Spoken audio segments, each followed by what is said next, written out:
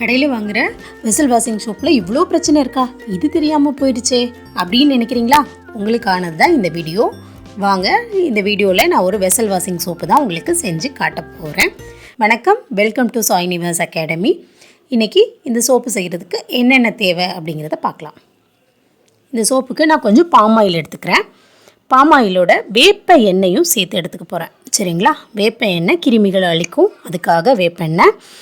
அப்புறம் எப்பயும் போல் வேப்பெண்ணெயில் ரொம்பவே என்ன பண்ணுன்னா கொஞ்சம் நாற்றம் அதிகமாக இருக்கும். அப்படிங்கிறதுனால என்ன பண்ணுறேன் அப்படின்னா, வேப்ப எண்ணெயை கொஞ்சமாகவும் அதோடு சேர்த்து வேப்ப இலையை கொஞ்சம் அரைச்சி எடுத்து வச்சுருக்கேன், இதையும் கலந்துக்கிறதுக்காக. சரிங்களா? முழுசாக ரொம்ப ஒரு 100 கிராம் அளவுக்கு வேப்பெண்ணெய் போட்டிங்கன்னா ரொம்ப ஸ்மெல்லாக இருக்கும். ஸோ அதனால் கம்மி பண்ணிவிட்டு அதை இது பண்ணுறதுக்காக இது பூந்திக்காய் தோல், அதோட பொடி.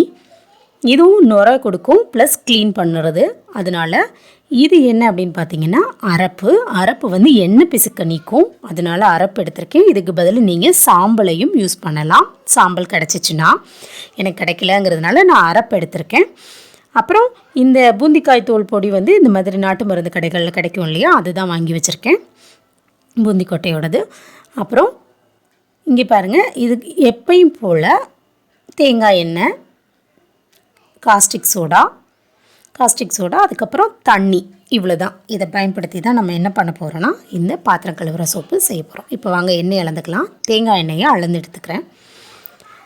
தேங்காய் எண்ணெய் ஒரு கொஞ்சம் அதிகமான அமௌண்ட், அதாவது எப்படின்னா ஒரு 300 கிராமில் எடுத்துக்க போகிறேன். சரிங்களா? தேங்காய் எண்ணெய்க்கு தான் நுரையும் அழுக்க நிற்கிற சக்தியும் இருக்குது. ஸோ சோப்பில் தேங்காய் எண்ணெயை மேஜராக சேர்த்துக்கிறேன். ஸோ 300 கிராம் அளவுக்கு தேங்காய் எண்ணெயை அளந்து எடுத்துக்கிறேன். இப்போ ஃபார்ம் ஆயில் உங்களுக்கு எல்லாமே சுத்தமாக வாங்கிக்கோங்க. ஃபார்ம் ஆயிலும் சோப்பாக ஃபார்ம் ஆகும். சரிங்களா? தேங்காய் எண்ணெய் வச்சுட்டு இப்போ ஃபார்ம் ஆயில் எடுத்து ஃபார்ம் ஆயிலில் ஒரு 150 கிராம் அளந்து எடுத்துக்கலாம்.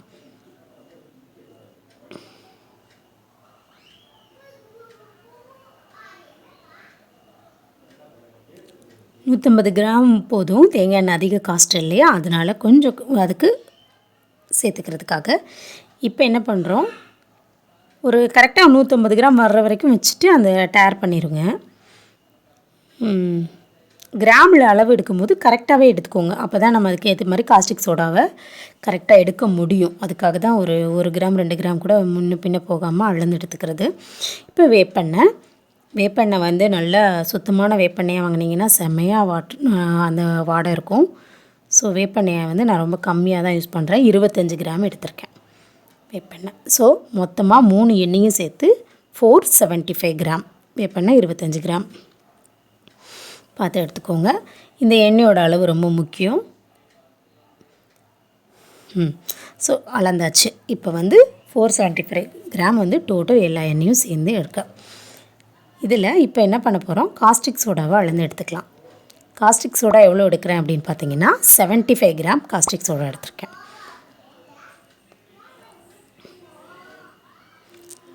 காஸ்டிக் சோடா எடுத்துகிட்டு காஸ்டிக் சோடாவுக்கு தண்ணி எவ்வளோ ஊற்ற போகிறேன் அப்படின்னா,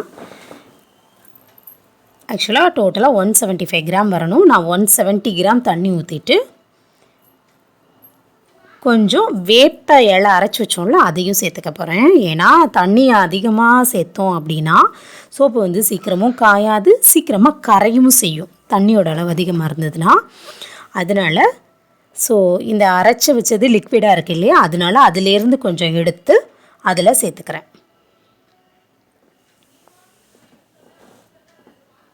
ஸோ கொஞ்சமாக அந்த 175 வர்ற வரைக்கும், அவ்வளோதான். மிச்சது எல்லாமே கெட்டியாக இருக்குது, அதை வச்சுட்டேன். ஸோ இப்போ என்ன பண்ண போகிறோன்னா, இதுக்கு மேலே அளவுகள் தேவைப்படாது. ஸோ இதை இப்போ நல்லா ஆற விடணும், கலக்கிக்கிட்டே இருக்கணும். கரண்டியை வச்சு நல்லா கலக்குங்க. அதில் ஃபுல்லாக ரியாக்ஷன் நல்லா வர்ற வரைக்கும். நம்ம கடையில் வாங்குகிற பாத்திரம் கழுவுற சோப்பு இருக்கு இல்லையா, அது லிக்விடோ ஏதோ ஃபார்மால்டிகைடு ஃபார்மலின் அப்படிங்கிற ஒரு பொருளை அதில் சேர்க்குறதாகவும், அதனால் நிறைய பேருக்கு கேன்சர் காசிங் அது ஸோ அது இருக்குது அப்படின்னும் எனக்கு தெரிய வந்தது. அதனால் ஒரு பயத்தில் தான் இந்த சோப்பை நான் செஞ்சு யூஸ் பண்ண ஆரம்பித்தேன். ஸோ நம்மளோட சேனல்லையும் இது போட்டால் உங்களுக்கும் பயனுள்ளதாக இருக்கும் அப்படிங்கிறதுக்காக எனக்கெல்லாம் அந்த பாத்திரம் கழுவுற சோப்பில் அந்த கழுவி முடிச்சதுக்கப்புறம் ஒயிட்டாக வெள்ளையாக இருக்கும் பார்த்தீங்களா, அதை பார்த்தாலே எனக்கு கொஞ்சம் பயமாக இருக்கும். அதெல்லாம் வந்து என்ன சொல்கிறாங்கன்னா 8 தடவை கழுவுனா தான் போகுமா. அந்தளவுக்கு நம்ம வந்து கழுவுறோமா, இல்லை அவசர நேரத்தில் அந்தளவுக்கு கழுவுறதுக்கு நமக்கு பொறுமை இருக்கா? ஏன் நம்ம அவ்வளோ தூரம் வந்து நம்ம ஹெல்த்தில் வந்து போய் எவ்வளோ காம்ப்ரமைஸ் ஆகிட்டு அவங்கள்ட்ட பணம் கொடுத்து வாங்கணும்? நம்மளே நம்ம செஞ்சுக்கிட்டோம்னா எல்லாமே பாதுகாப்பாக இருக்கும். அதுக்காகத்தான் இது எல்லாமே நம்மளே செஞ்சு நம்மளே பயன்படுத்தலாம். இப்போ நல்லா ஆறிடுச்சு. ஸோ இப்போ என்ன பண்ண போகிறேன்னா கொஞ்சம் கொஞ்சமாக தேங்காய் எண்ணெயில் சேர்க்க போகிறேன். சுத்தமாக ஆறிடுச்சுன்னா கூட நீங்கள் கொஞ்சம் ஃபாஸ்ட்டாக ஊற்றலாம், இல்லை கொஞ்சமாக வெதுன்னு இருந்தால் கூட லைட்டாக ஊற்றி வந்து கலக்கிக்கிட்டே ஊற்றுங்க. சரிங்களா? எப்பயுமே எந்த எண்ணெயோடு நீங்கள் வந்து காஸ்டிக் சோடாவை சேர்த்திங்க அப்படின்னாலும் அதில் உடனே எமல்சன் அப்படிங்கிற மாதிரி ஒரு நுரைச்சி வரும். அப்படி வந்தால் தான் அது உண்மையான எண்ணெய். அப்படி வரலை அப்படின்னா அந்த எண்ணெயில் ஏதோ பிரச்சனை இருக்குது, இல்லாட்டி ஏதோ கலந்துருக்காங்கன்னு அர்த்தம். லிக்விட் பேராஃபினாக இருந்தால் அது லிக்விட் பேராஃபின் மேலேயே மிதக்கும், இந்த காஸ்டிக் சோடாவோட ரியாக்ட் ஆகாது. ஸோ அதை வச்சு நீங்கள் எண்ணெயை வந்து தரம் தெரிஞ்சுக்கலாம். எண்ணெயை எப்படி தரம் கண்டுபிடிக்கிறது அப்படிங்கிறதுக்கான ஒரு வீடியோவும் நம்ம சேனலில் இருக்குது. பார்க்காதவங்க போய் பார்த்துட்டு வந்துக்கோங்க. இப்போ வந்து இதை அப்படியே கரண்டியில் கலக்குனீங்க அப்படின்னா 10 மணி நேரம் இடைவிடாமல் நீங்கள் வந்து அதை விக்ரஸாக கலக்கணும். அப்படி இல்லை அப்படின்னா பிளெண்டர் போட்டு அடிச்சுக்கலாம். சரிங்களா? இப்போ வந்து உடனே ரியாக்ஷன் ஆகி இன்னும் கலந்துருச்சு பார்த்தீங்களா? ஸோ இப்போ நான் என்ன பண்ண போகிறேன் அப்படின்னா பிளெண்டர் போட போகிறேன். ஃபுல்லாக பிளெண்டர் போட்டு நல்லா வந்து ஒரு 2-3 நிமிஷத்துலேயே வந்து உங்களுக்கு நல்லா கெட்டி வந்துடும். ஸோ பிளெண்டர் ஆரம்பிக்கும் போது என்ன பண்ணுங்கள், அந்த மிச்சம் இருக்குது இல்லையா, அந்த வேப்ப இலை அதையும் சேர்த்துக்கலாம். சரிங்களா? கொஞ்சம் அடித்ததுக்கப்புறமே மிச்சம் இருக்க அந்த வேப்பலை இருக்குல்ல, அதையும் போட்டு நல்லா ஒன்றா சேர்த்துடலாம். ஏன்னா அதில் இருந்த தண்ணியும் அதோட சேர்த்து ரியாக்ட் ஆகிடணும். இப்போ கடைசி நேரத்தில் தண்ணியாக உள்ளதை எதையுமே ஆட் பண்ண வேண்டாம். அப்படி பண்ணிங்கன்னா சோப்பு காயாது, காஞ்சாலும் சீக்கிரமாக கரையும் அதனால். சரிங்களா?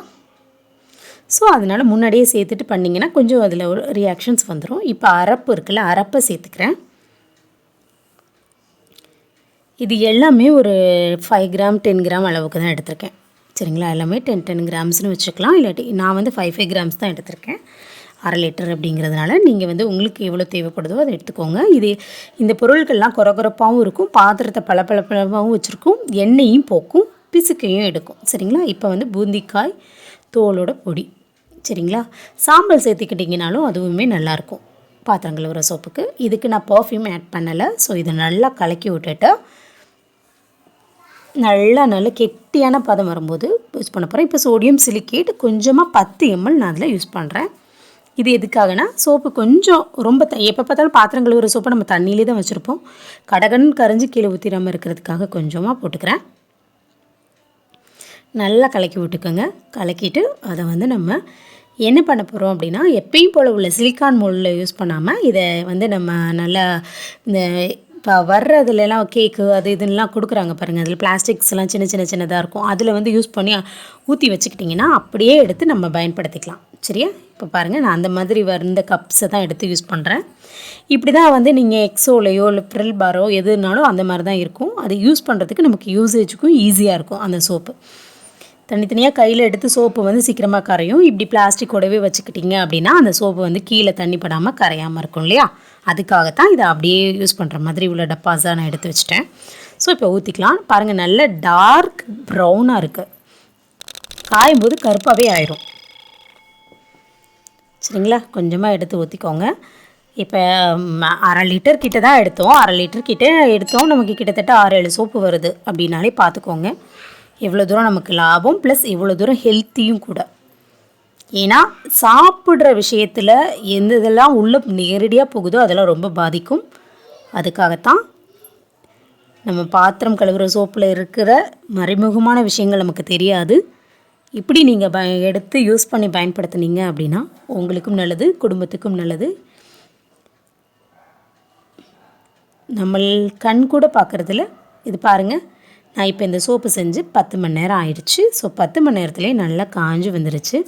காலையில் நம்ம பண்ணது எல்லாமே நல்லா ட்ரை ஆகிட்டு.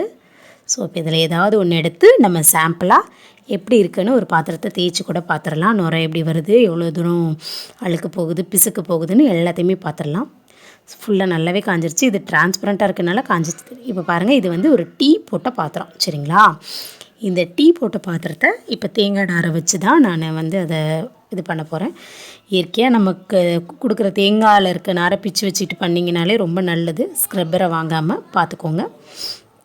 தண்ணியில் நினச்சிக்கோங்க தேங்காய் நாரை. நல்லா சோப்பு வந்து நல்லா காஞ்ச சோப்பு இல்லையா, ஸோ கொஞ்சம் அழுத்தி எடுக்கிற மாதிரி இருக்கும். ஒரு சோப்பு வர்ற அளவுக்கு எடுத்துட்டிங்கன்னா போதும். எடுத்துகிட்டு இப்போ பாத்திரத்தில் நம்ம ஃபுல்லாக போட்டு தேய்க்க போகிறோம். இது ஏற்கனவே டீ போட்டு பொங்கி ஊற்றின பாத்திரம். ஸோ வெளியிலையுமே எல்லாமே அந்த தரம் இருந்துச்சு. ஸோ சோப்பை எடுத்து நல்லா தேய்க்கிறோம். தேய்க்க எப்படின்னா நல்ல நுரம் வந்துகிட்டே இருக்குது. அந்த வேப்பெண்ணெயோட வாடையும் இருக்குது. கொஞ்சமாக தான் சேர்த்தோம், இருந்தாலும் அந்த வேப்பெண்ணெய் இருக்குது. வேப்பெண்ணெயோட வாடை, அந்த வேப்பெண்ணெயோட இது இருக்கும் போதே உள்ள எல்லா கிருமிகளும் அழிஞ்சிரும். சரிங்களா? இதை ஃபுல்லாக நல்லா அப்ளை பண்ணியாச்சு. பால் பாத்திரம் உங்கள் எல்லாருக்குமே தெரியும் பால் பாத்திரம் எப்படி இருக்கும்னு. ஸோ இப்போ நல்லா கழுவி பார்த்தோம்னா எப்படி இருக்குன்னு தெரியலாம். இதை கழுவி காய வச்சிங்கன்னா அந்த ஒயிட் வரவே இல்லைங்க.